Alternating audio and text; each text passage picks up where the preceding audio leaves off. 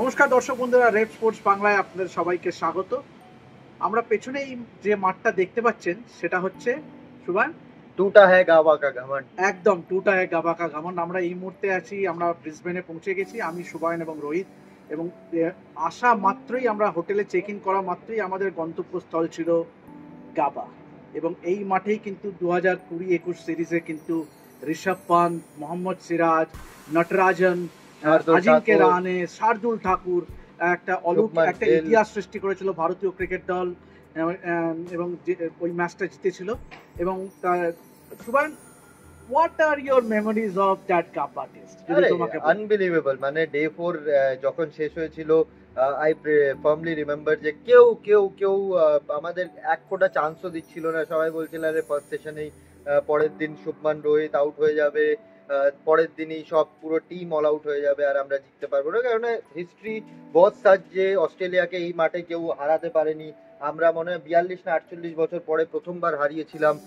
And that was a memorable win. Shubman Gill যেই 90+ রানের knock খেলেছিল, followed by a middle order stability. তারপর ঋষভ পান্ত যেভাবে, শার্দুল ঠাকুর, ওয়াশিংটন সুন্দর এই মাঠেই প্যাট কামিন্সকে ওই বাউন্সারে হুক করেছিল। Natarajan was playing his first match, কেউ চান্স দেয়নি আমাদের।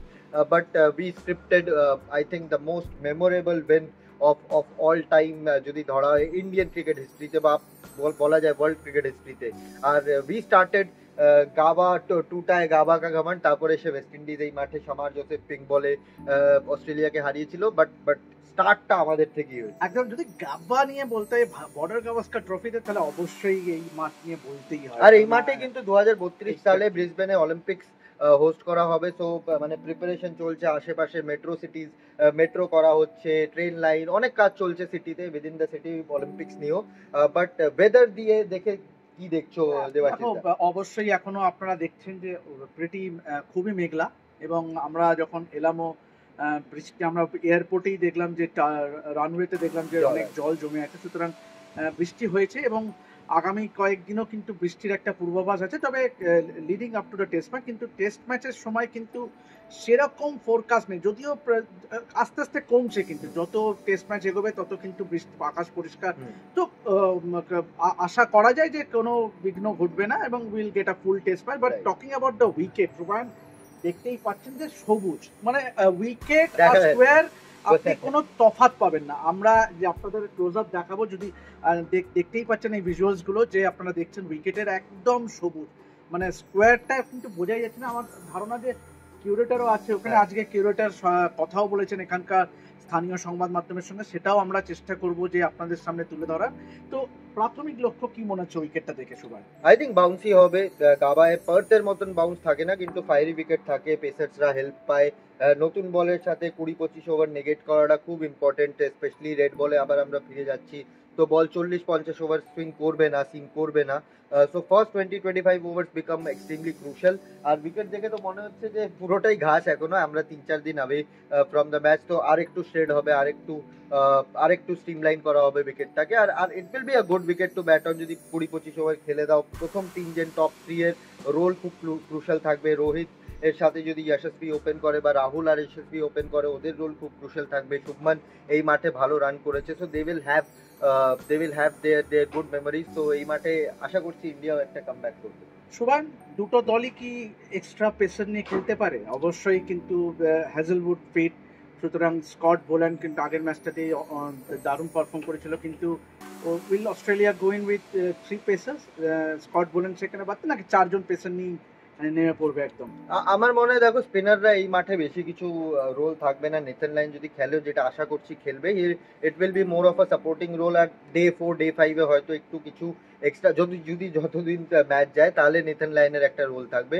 বাট আমি এক্সপেক্ট করছি হেজেলউড টল, আবার ওই hit the deck ability, Hazlewood ফিরে আসবে, স্কট বোল্যান্ড বাইরে যাবে। I don't see Australia making too many changes. Just যেই নর্মাল আমরা যে অ্যাডিলেডে যে চেঞ্জটা দেখেছিলাম, সেটা আবার রিসেট হয়ে হেজেলউড ইন আর স্কট বোল্যান্ড আউট, এই চেঞ্জটা। ইন্ডিয়া টিমের হারি, তোমার থেকে ইন্ডিয়া টিমের হারি আমরা গতকাল যে অ্যাডিলেডে যে প্র্যাকটিস সেশনটা দেখলাম, তাতে কি মনে হচ্ছে যে will India repose their faith on Harshit Rana, নাকি আকাশদীপকে?